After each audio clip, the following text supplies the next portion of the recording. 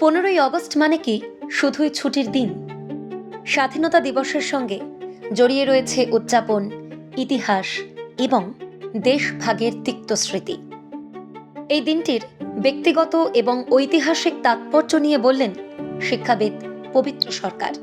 কোনো ছুটির দিনই আসলে ছুটির দিন নয়, কোনো না কোনো একটা উদযাপনের দিন। ফলে 15ই আগস্ট ছুটির দিন হওয়া উচিত নয়। পবিত্র সরকারের কথায় 15ই অগস্টের সঙ্গে জড়িয়ে রয়েছে একদিকে স্বাধীনতার আনন্দ আর অন্যদিকে দেশভাগের বেদনা। ওপার বাংলা থেকে শিকড় উপড়ে চলে আসার সেই স্মৃতিও তার কাছে এই দিনের সঙ্গে ওতপ্রোতভাবে জড়িত।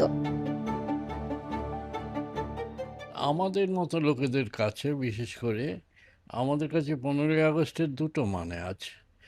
একটা হচ্ছে আমাদের দেশ ছেড়ে আসার একটা ঘটনা। দেশ ভাগ হয়েছিল, ফলে আমরা দেশ ছেড়ে ওপার বাংলার সমস্ত শেকড় উপড়ে আমরা চলে এসেছিলাম। এটা একটা দুঃখের ব্যাপারও আছে, কিন্তু এটাও অস্বীকার করব না যে ভারতে এসে অন্তত ব্যক্তিগতভাবে আমি নতুন করে প্রতিষ্ঠিত হতে পেরেছি। অনেকে পারেনি, সেটা একটা দুঃখের ব্যাপার। ফলে 15ই আগস্টের কাছে আমার কাছে মূল্যবান দুদিক থেকেই আর কি।